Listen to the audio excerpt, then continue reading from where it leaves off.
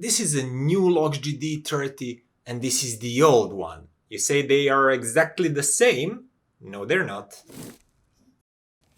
Hi guys and welcome back to my channel. Today we have a new version of Loxjie D30. And for those of you who don't know that, who maybe didn't watch too many of my reviews, I really liked the original one. I got it like a year ago or something like that, and as you can see it's still with me. Why is that? Because basically it was my reference for a sub $200 DAC and amp. I found it to perform better than a lot of competitors at that price. For example, as a DAC, I found it to perform slightly better than topping E30 or SMSL Sanskrit 10th MK2. And then as a DAC amp combo, I found it to perform better than, let's say, hifi Zen DAC or anything else up to that price. And it was priced at 170 or 179, something like that. But as some of you might already know, the AK factory, that's the factory that produced the chip inside of this unit, burned down, unfortunately. And I don't know how long it will take for AK to recover, but in the meantime, most manufacturers are switching to some other DAC chip because they have to. And Loxjie is no different. They are basically switching to Sabre DAC chip. I'll put the exact model on the screen, but aside from that, I heard that they actually used that time and that change to slightly improve everything a little bit. And when we come to the sound quality part, we'll talk about it. Did they achieve to do that? Before that, all I wanted to say is that this unit looks almost exactly the same as the old one. It does have some sort of feel when you actually touch this fine print. The old one didn't. It was just printed on top of the smooth surface. This one feels like engraved a little bit, then printed. But aside from that, everything else looks the same. And in the back, we have these three very usual digital inputs, meaning USB, coaxial, SPDIF, and optical SPDIF. And also Bluetooth antenna for wireless connection. And again, as the old one, the power supply is located in the unit, so you just connect it with a power cord directly to your mains. No need for external power brick or anything like that. When it comes to the outputs, we have two options here. One is single-ended pre-out. That's basically two RCA connectors delivering variable line level. And you can decide for these RCA outputs, do you want them to be fixed in level, that's 2 volts, as every other regular DAC, or do you want them to be variable, meaning that you can control the volume and use it as a small preamp if you wish to do so. And maybe the biggest difference to the older model, visually at least, is when you actually turn on this unit. Now I'm going to do that. The interface UI is actually different. The old one had like black background and then you could choose amber or blue or purple text on top of that. But this one has this new blue background that looks pretty. But once you enter the menu, actually everything is still the same. And lastly, the second connection is headphone output. It's your typical single-ended 6.35 millimeters. And that's it. That would be all about connectivity. And of course, there is a remote supplied with the unit. It's small and plasticky but functional. You just have to aim directly at the unit. Other than that, it works pretty fine, nothing to add there. And with that all out of the way, it's time to actually talk about sound quality. Now the sound is still really good as the original was, but it has slightly different tonality. And at least some of that may be due to the switch from AK DAC to Sabre DAC. But I'll get to that comparison just a little bit later. First, for the newcomers that are not familiar with the original version, I'll talk about the sound in general, starting with tonality. Bassline is a little bit warmer. It's not much, really not much at all. It just has slight addition of warmth that makes it sound really pleasant and full. That's all. But other than that, it's nicely controlled. It has really reasonable amount of details and texture that you can hear in the bass notes. Going upwards, mid-range is very clear and very crisp. There's a lot of details, and just in line with most Sabre DACs at this price point, it feels very focused and very precise, but not that rich in terms of tonality and in terms of timbre. It's more of a crisp, clean, clear, focused mid-range. And the same goes for the highest frequencies. They're really resolving, really clean, and you hear a lot of details from any type of recording. So moving away from tonality, soundstage is really decent. It's not the widest at this price point. Basically no Sabre DAC ever offer a widest soundstage. But as I mentioned, it's focused. It pinpoints things really nicely. Edges are clean and crisp. Everything is separated very well. Now instruments, vocal, all players in the soundstage, they're separated just nicely, but they're kind of focused in between your speakers. And dynamically speaking, dynamics are good. New D30 sounds lively and dynamic, and on that front, it doesn't differ much from other really good DACs at this price point. So that actually leads me to few comparisons. And the first and most logical one is with its predecessor, original D30 with AK chip.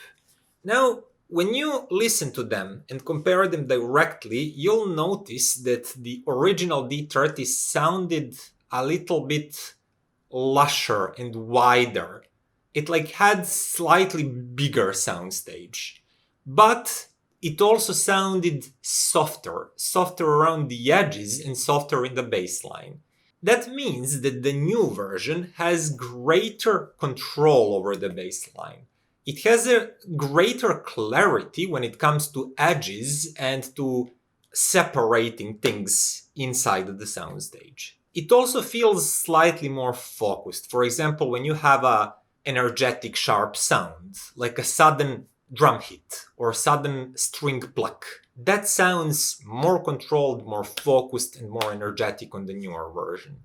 But it somehow sounds a little bit bigger and richer, even though it's slightly hazier around the edges with the older one. Technically speaking, I would say that the new version is better, it's cleaner and crisper sounding. You can catch more tiny details, and you can more easily discern what's going on in the recording. That said, the old version does sound seductive, and this added warmth and lushness and width of the soundstage is kinda seductive. But as I said, I guess on points, and technically speaking, new D30 is a better DAC. Unfortunately, it comes with a price premium. The older one was, as I mentioned, $179, while the new one is $249. So not really sure what's going on here, but the price difference is not insignificant. It's like 50% price hike. Next, if you compare it to really entry-level offerings such as Topping E30 or SMSL Sanskrit MK2, Loxjie D30 definitely sounds richer. It's more detailed, it has more soundstage depth and better layering. It's just a little bit better in every aspect that I can imagine. So for example, SMSL Sanskrit MK2 will sound more closed and less resolving, while Topping E30 is really good with details, but it sounds more flat. Both in terms of dimensions, like spatially it's more 2D, flat sounding, and also dynamically it's a little bit less lively and less exciting to listen to. When compared with something at its own price range, and currently I think my favorite at that price point is Topping E50, they sound quite similar if you feed E50 with switching power supply of a low quality, like phone charger or PC USB port, something like that. But I would say that E50 takes a lead once you feed it with a good low noise power supply. That can be like a good low noise switching power supply, like hifi is producing, hifi iPower or iPower X, but also linear power supply. If you add a decent low noise one, it will develop bigger soundstage and just tonally slightly more correct and richer sound than D30 here. And the same goes if you go up in price range and take something like SMSL SU9N for 400 bucks. It does sound slightly fuller, richer, and just more relaxed, tonally more correct. But SMSL or E50 with linear power supply both add up to something like 400 US bucks. This one is 250, and it's also a head amp. So I think that puts it in a good position. And mentioning head amp, I definitely should say something about it. Same as the original one, it does not have that much power. It's like reasonably powered, but it will not blow you away. If you need something for a really demanding load, really lazy headphones that needs a lot of power, this is not it. Other than that, if you connect something reasonably demanding, any headphones, it didn't really matter if they're low impedance, high impedance, over the ear, in-ear, things like that. Everything worked just fine with Loxjie D30, and the sound kept that same sound signature that I described for the DAC itself. As I mentioned, precise, focused, with slightly warmer bass line. It sounds really nicely tuned and well balanced. And that really nice headphone amp addition is definitely something worth considering, because if you need it, you are saving some money that way instead of going with DAC only, then having to buy a headphone amp separately. And just to put it in perspective quickly, I think that quality-wise, sound-wise, this headphone amp is fully in line with some sort of budget stack, like topping E30 L30, or Modi 3, Magni 3, things like that.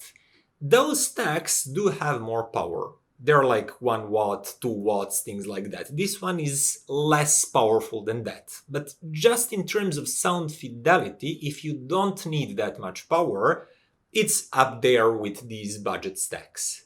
It might even sound slightly more detailed, more focused and precise than these budget stacks, because the DAC itself is a little bit better, but with slightly lower power output than those stacks.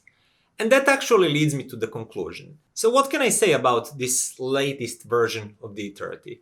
It is a really decent sounding DAC/headphone amp. And it's a well-balanced device, no matter how you look at it. If you want to use it as a DAC, it has really good DAC output. If you want to use it as a headphone amp, it's very decent with that too. And it really shines, in my opinion, if you need both of these. Because if you look at it purely as a DAC, it's in line with everything selling for the similar price. But most of these devices that can match it sonically, like topping E50 without linear power supply, they do not have headphone output. So this is a 2-in-1 bundle that's really decent offering for this price. That's all that I can say.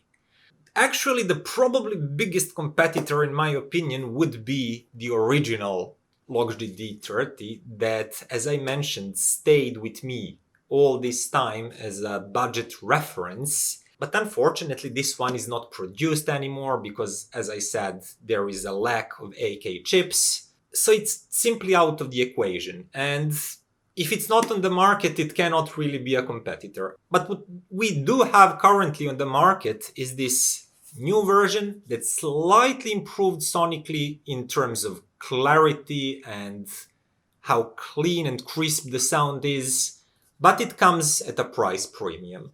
Everything else is virtually the same, build quality is still great, and this one is still good value, it's very competitive on the market, but in my opinion it's just not as insanely good bang for the buck as the original one was.